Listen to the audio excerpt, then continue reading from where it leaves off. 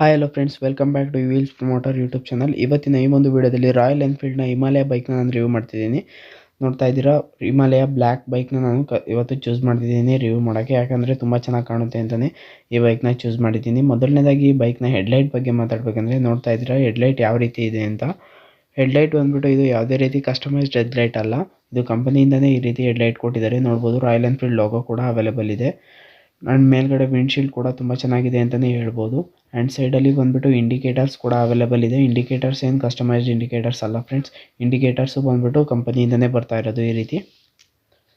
And ಫ್ರಂಟಲ್ಲಿ mud guard ನೋಡ್ಬೋದು ನೀವು, mudguard double mudguard ಇದೆ. ಫ್ರಂಟ್ ಏನು ಕೆಸರು ನೀವು ಆಫ್ ರೋಡಿಂಗ್ ಮಾಡಬೇಕಾದ್ರೆ ಕೆಸರಾಗಿರ್ಬೋದು ಮಣ್ಣಾಗಿರ್ಬೋದು ಏನು ಸಿಡಿಬಾರ್ದು ಅಂತ ಎರಡು ರೀತಿ ಮಡ್ ಗಾರ್ಡನ್ನು ಕೂಡ ಈ ಬೈಕಲ್ಲಿ ಕೊಟ್ಟಿದ್ದಾರೆ ಅಂತಲೇ ಹೇಳ್ಬೋದು. ಆ್ಯಂಡ್ ಫ್ರಂಟ್ ಈ ವೀಲ್ ಬಗ್ಗೆ ಮಾತಾಡಬೇಕಂದ್ರೆ ನೋಡ್ಬೋದು ಮಾಮೂಲಿ ಸ್ಪೋಕ್ಸ್ ವೀಲು. ಆ್ಯಂಡ್ ಇದರಲ್ಲಿ ಫ್ರಂಟ್ ಕೂಡ ಡಿಸ್ಕ್ ಬ್ರೇಕ್ ಅವೈಲೇಬಲ್ ಇದೆ ಈ ಬೈಕಲ್ಲಿ.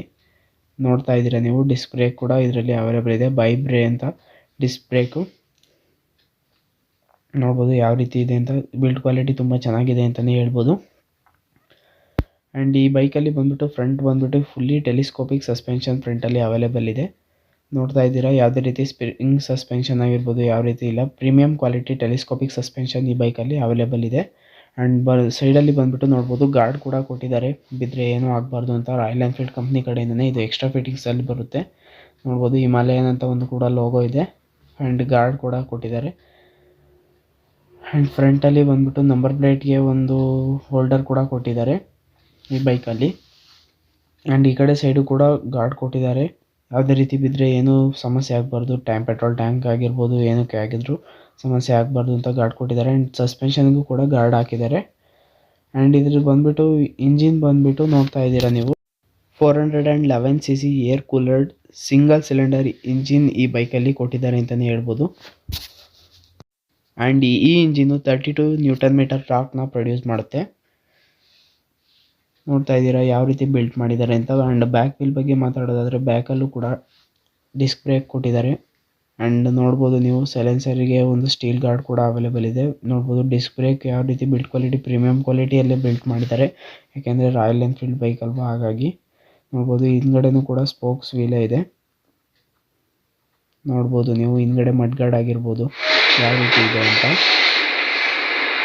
ಆ್ಯಂಡ್ ನೆಕ್ಸ್ಟ್ ಆ ಸೈಡ್ ಮಾತಾಡಬೇಕು ಅಂದರೆ ನೋಡ್ತಾ ಇದ್ದೀರಾ ನೀವು, ಈ ಕಡೆ ಸೈಡಲ್ಲಿ ಬಂದುಬಿಟ್ಟು ನೀವು ಬ್ಯಾಕಲ್ಲಿ ನೋಡ್ತಾ ಇದ್ದೀರಾ ಇಂಡಿಕೇಟರ್ಸ್. ಇಲ್ಲೂ ಕೂಡ ಫ್ರಂಟಲ್ಲಿ ಕೊಟ್ಟಿದ್ದಾರೆ, ಅದಕ್ಕೆ ಕಸ್ಟಮೈಸ್ ಇಂಡಿಕೇಟರ್ ಥರನೇ ಕೊಟ್ಟಿದ್ದಾರೆ, ಯಾಕೆಂದರೆ ಆಫ್ ರೋಡಿಂಗ್ ಎಲ್ಲ ಫ್ರೆಂಡ್ಸ್ ಹಾಗಾಗಿ. ಆ್ಯಂಡ್ ಈ ಕಡೆ ಬಂದುಬಿಟ್ಟು ನೋಡ್ಬೋದು ಇಲ್ಲಿ ಲೆಗ್ ಗಾರ್ಡ್ ಕೂಡ ಕೊಟ್ಟಿದ್ದಾರೆ. ಅದೇನು ಅಷ್ಟಕ್ಕೊಂದು ಚೆನ್ನಾಗಿದೆ ಅಂತ ನಾನು ಹೇಳ್ತಾ ಇಲ್ಲ. ಆ್ಯಂಡ್ ಬಂದ್ಬಿಟ್ಟು ನೋಡ್ಬೋದು ಇಂಜಿನ್ ಯಾವ ರೀತಿ ಇದೆ ಅಂತ. ಇಲ್ಲಿ ಚೈನ್ ಗಾರ್ಡ್ ಕೂಡ ಕೊಟ್ಟಿದ್ದಾರೆ, ನೋಡ್ಬೋದು ಪ್ಲಾಸ್ಟಿಕ್ ಫೈಬರ್ ಗಾರ್ಡ್ ಆಗಿದೆ. ಆ್ಯಂಡ್ ಇಲ್ಲಿ ಇಂಜಿನ್ ಕೂಡ ಹೊರಗಡೆ ನೋಡ್ಬೋದು ನೀವು ಈ ಕಡೆ ನೋಡಿದರೆ. ಆ್ಯಂಡ್ ಇದು ಬಂದ್ಬಿಟ್ಟು ಸಿಂಗಲ್ ಸ್ಪ್ರಿಂಗ್ ಸಸ್ಪೆನ್ಷನ್ ಈ ಬೈಕಲ್ಲಿ ಅವೈಲೇಬಲ್ ಇದೆ, ನೋಡ್ತಾ ಇದ್ದೀರಾ ನೀವು. ಆ್ಯಂಡ್ ಈ ಕಡೆ ಫೀಚರ್ಸ್ ಕೂಡ ನೋಡ್ಬೋದು ಯಾವ ರೀತಿ ಇದೆ ಅಂತ. ಹಿಂಗಡೆ ಸ್ವಲ್ಪ ನೈಟಿ ಥರ ಆಗಲ್ಲ, ಹಿಂಗಡೆ ಸ್ವಲ್ಪ ಮೇಲಿದೆ, ಸೆಂಟರ್ ಕೂರೋದು ಕೆಳಗಡೆ ಇದೆ. ಯಾಕಂದರೆ ಬೇರೆ ಪ್ರಾಬ್ಲಮ್ ಆಗಬಾರ್ದು ಅಂತ ಕೆಳಗಡೆ ಕೊಟ್ಟಿದ್ದಾರೆ. ಸೀಟ್ ಕೂಡ ನೋಡ್ಬೋದು ನೀವು, ತುಂಬ ಕಂಫರ್ಟಬಲ್ ಸೀಟ್ಸ್ನ ಈ ಬೈಕಲ್ಲಿ ಕೊಟ್ಟಿದ್ದಾರೆ ಅಂತ ನೋಡ್ಬೋದು. ಆ್ಯಂಡ್ ಹಿಂಗಡೆ ಬಂದುಬಿಟ್ಟು ಒಂದು ಕ್ಯಾರೇಜ್ ಕೊಟ್ಟಿದ್ದಾರೆ ನಿಮಗೆ ಅಪ್ ಟು 7 kg. ಇದರಲ್ಲಿ ಈ ಕ್ಯಾರೇಜಲ್ಲಿ ನೀವು ಏನಾದರೂ ಎಲ್ಲರೂ ಹೋಗ್ತಾ ಇದೆ ಏನಾದರೂ ಹೋಲ್ಡ್ ಮಾಡ್ಬೋದು, ಬಾಕ್ಸ್ ಇಟ್ಬಿಟ್ಟು. ಓನ್ಲಿ 7 kg ತನಕ ಮಾತ್ರ ಅವೈಲೇಬಲ್ ಇದೆ. ಏನಾದರೂ ಇರ್ಬೋದು, ಈ ಪ್ರಾಬ್ಲಮ್ ಇರೋಲ್ಲ. ಬಟ್ ಬಿಲ್ಡ್ ಕ್ವಾಲಿಟಿ ಅಷ್ಟು ಚೆನ್ನಾಗಿರಲ್ಲ ಅಂತ ಹೇಳ್ಬೋದು. 7 kg ಹೋಗಿದ್ದಾನೆ ಅಷ್ಟು ಮಾತ್ರ ಮೇಂಟೈನ್ ಮಾಡಿದ್ರೆ ಒಳ್ಳೆಯದು ಅಂತ ನನ್ನ ಸಜೆಷನ್. ಒಂದು ಹಿಂಗಡೆ ನೋಡ್ಬೋದು ಮೆಡ್ಗಾರ್ಡ್ ಕೂಡ ಕೊಟ್ಟಿದ್ದಾರೆ. ಮೆಡ್ಗಾರ್ಡ್ ಬಂದುಬಿಟ್ಟು ಯಾಕೆ ಅಂದರೆ ಹಿಂಗಡೆ ಇರೋ ಸಸ್ಪೆನ್ಷನ್ಗೆ ನಮ್ಮ ತಾಗಿ ಹಿಡಿಬಾರ್ದು ಅಂತ ಈ ರೀತಿ ಮೆಡ್ಗಾರ್ಡ್ ಕೊಟ್ಟಿದ್ದಾರೆ. ನೋಡ್ಬೋದು ಬೈಕ್ ಯಾವ ರೀತಿ ಇದೆ ಅಂತ. ಆ್ಯಂಡ್ ಸೆಂಟರ್ ಸ್ಟ್ಯಾಂಡ್ ಕೂಡ ನೀವು ಗಮನಿಸ್ತಾ ಇದ್ದೀರಾ ಯಾವ ರೀತಿ ಇದೆ ಅಂತ. ಸೆಂಟರ್ ಸ್ಟ್ಯಾಂಡ್ ಕೂಡ ತುಂಬ ದೊಡ್ಡದಾಗಿದೆ, ಸುಮ್ಮನೆ ಒಬ್ಬರು ಕೈಯಲ್ಲಿ ಹಾಕೋಕ್ಕಾಗಲ್ಲ, ಸಣ್ಣದಾಗಿ ಹಾಕಬೇಕು. ಹಿಂಗಡೆನೂ ಬಂದುಬಿಟ್ಟು ಇಲ್ಲಿ ಏರ್ ಕೂಲರ್ನೂ ಕೂಡ ಅವೈಲೇಬಲ್ ಇದೆ, ನೋಡ್ತಾ ಇದ್ದೀರಾ ನೀವು.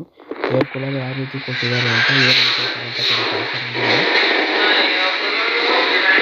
411cc ಬೈಕ್ ಆಗಿರೋದ್ರಿಂದ ಈ ರೀತಿ ಕೊಟ್ಟಿದ್ದಾರೆ ಅಂತಲೇ ಹೇಳ್ಬೋದು.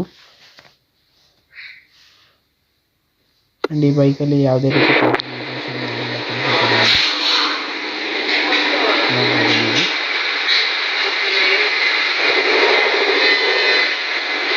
ಸಿಂಪಲ್ ಆಯಿತು. ಈಗ ಬಂದ್ಬಿಟ್ಟು ಈ ಕಡೆ ಸೈಡ್ ಹ್ಯಾಂಡಲ್ಸ್ ಬಗ್ಗೆ ಮಾತಾಡಬೇಕು.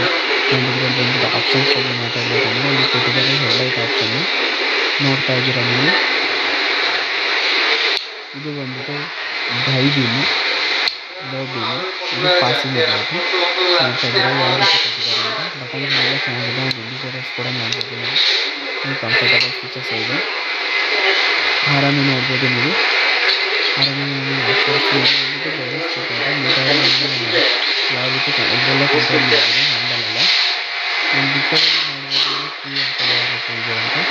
ಒಂದು ಈ ಕಡೆ ಸೈಡು ಹ್ಯಾಂಡಲ್ ಬಗ್ಗೆ ಮಾತಾಡಬೇಕು ಅಂದರೆ ಈ ಸೈಡಲ್ಲಿ ನೋಡ್ತಾ ಇದ್ದೀರಾ ಇಂಜಿನ್ ಸ್ಟಾರ್ಟ್ ಬಟನ್ ಇದೆ. ನೋಡ್ಬೋದು ಈಗ ಆನ್, ಇದು ಇಂಜಿನ್ ಆನ್ ಬಟನ್. ಇಲ್ಲಿ ಕಂಟ್ರೋಲರ್ ಕಡೆ ಇಂಜಿನ್ ಸೆನ್ಸರ್ ಅಂತಲೇ ಹೇಳ್ಕೊಂತೀನಿ ಬಗ್ಗೆ ನನಗೂ ಗೊತ್ತಿಲ್ಲ. ಯಾವ ರೀತಿ ಇದೆ ಅಂತ ಕಾಣಿಸಿಲ್ಲ.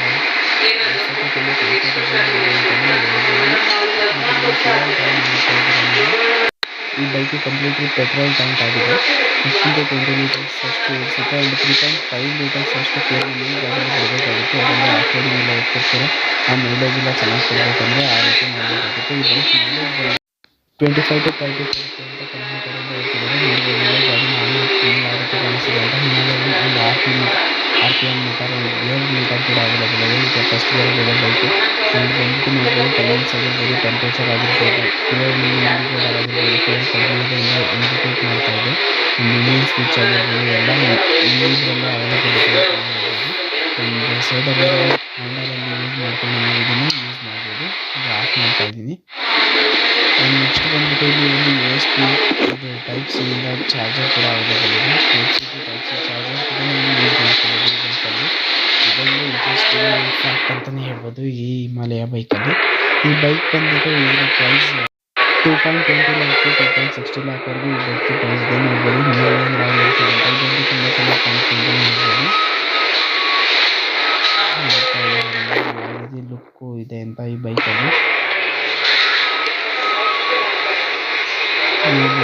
ಇಷ್ಟೆಲ್ಲ ಈ ಬೈಕಲ್ಲಿ ನೋಡೋಕ್ಕೆ ಸಿಗ್ತದೆ. ತುಂಬ ಯೂಸ್ಫುಲ್ ಆಫ್ ರೋಡಿಂಗೆಲ್ಲ ನಂಬರ್ 1 ಬೈಕಲ್ಲಿ ನೀವು ಕಲಿಬೋದು. ಕಡಿಮೆ ಈ ಪ್ರೈಸಲ್ಲಿ ಈ ಬೈಕಿನ ಮಿಕ್ಸ್ ಅಂತ ಬೈಕ್ ಯಾವುದೂ ಇಲ್ಲ. Expense medium increase next time expense ಇದೆ. ನೋಡ್ತಾ ಇದ್ದೀರಾ. ಗಾಡಿ ಬಗ್ಗೆ ಎಕ್ಸ್ಟ್ರಾ ಇನ್ಫಾರ್ಮೇಷನ್ಸ್ ಏನಾದರೂ ಡಿಸ್ಕೌಂಟ್ ಬೇಕಂದರೆ ಫೋನಲ್ಲಿ ಡಿಸ್ಪ್ಲೇಲಿ ಆಗ್ತಿರೋ ನಂಬರ್ಗೆ ನೀವು ಕಾಂಟ್ಯಾಕ್ಟ್ ಮಾಡಿದ್ರೆ ಎಲ್ಲ ರೀತಿ ಈ ಗಾಡಿ ಬಗ್ಗೆ ನಾವು ನಿಮಗೆ ಪ್ರೊಡ್ಯೂಸ್ ಮಾಡ್ತೀವಿ. ಆ್ಯಂಡ್ ನಮ್ಮ ಕಡೆಯಿಂದ ನಿಮಗೆ ಆಫರ್ಸ್ ಕೂಡ ಅವೈಲೇಬಲ್ ಇದೆ. ನಮ್ಮ ಚಾನಲ್ ಕಡೆಯಿಂದ ಏನಾದ್ರು ಹೇಳ್ತೀವಿ ಆ ಶೋನ ನೀವು ಸಾಕು. ನಮಗೆ ಡಿಸ್ಕೌಂಟ್ ಕೊಡ್ತಾರೆ. ಅಪ್ ಟು 10,000 ಡಿಸ್ಕೌಂಟ್ ನಮ್ಮ ಚಾನಲ್ ಕಡೆಯಿಂದ ನಾವು ಕೊಡಿಸ್ತಾ ಇದ್ದೀವಿ. ನಿಮಗೆ ವಿಡಿಯೋ ಇಷ್ಟ ಆಗಿದ್ರೆ ಲೈಕ್ ಮಾಡಿ ಆ್ಯಂಡ್ ಶೇರ್ ಮಾಡಿ. ಅದೇ ರೀತಿ ವಿಡಿಯೋಗಾಗಿ ನಮ್ಮ ಚಾನಲ್ನ ಸಬ್ಸ್ಕ್ರೈಬ್ ಆಗಿ. ಯಾವ ರೀತಿ ವಿಡಿಯೋ ಬೇಕಂತ ಕಮೆಂಟ್ ಮಾಡೋಕ್ಕೆ ಯೋಚನೆ ಮಾಡಿದ್ದೀವಿ ಫ್ರೆಂಡ್ಸ್. ಈ ರೀತಿ bike reviews, car reviews, vehicles ಎಲ್ಲ ರೀತಿ ವೆಹಿಕಲ್ಸ್ ರಿವ್ಯೂ ನಮ್ಮ ಚಾನಲಲ್ಲಿ ಮಾತ್ರ ಸಿಗೋಕ್ಕೆ ಸಾಧ್ಯ. ನಾವು ಚೆನ್ನಾಗಿ ಮಾಡ್ತಿದ್ದೀವಿ ಫ್ರೆಂಡ್ಸ್, ನೋಡ್ಬೋದು. ಆ್ಯಂಡ್ ನಿಮಗೆ ಯಾವುದಾದ್ರೂ ಬೈಕ್ ಬಗ್ಗೆ, ಯಾವುದಾದ್ರೂ ಕಾರ್ ಬಗ್ಗೆ, ಯಾವುದೇ ರೀತಿ ವೆಹಿಕಲ್ಸ್ ಬಗ್ಗೆ ರಿವ್ಯೂ ಬೇಕಂದರೆ ಕಮೆಂಟ್ ಮಾಡಿ. ನೀವು ಆದಷ್ಟು ಕಮೆಂಟ್ಗೆ ರಿಪ್ಲೈ ಮಾಡಿ. ನಿಮಗೆ ಆ ಬೈಕ್ ಅಥವಾ ಕಾರ್ ನೀವು ಯಾವ ವೆಹಿಕಲ್ಸ್ ಕೇಳಿದ್ರು ನಾವು ನಿಮಗೆ ರಿವ್ಯೂ ಮಾಡೋಕ್ಕೆ ರೆಡಿ ಇದ್ದೀವಿ. Thank you for watching.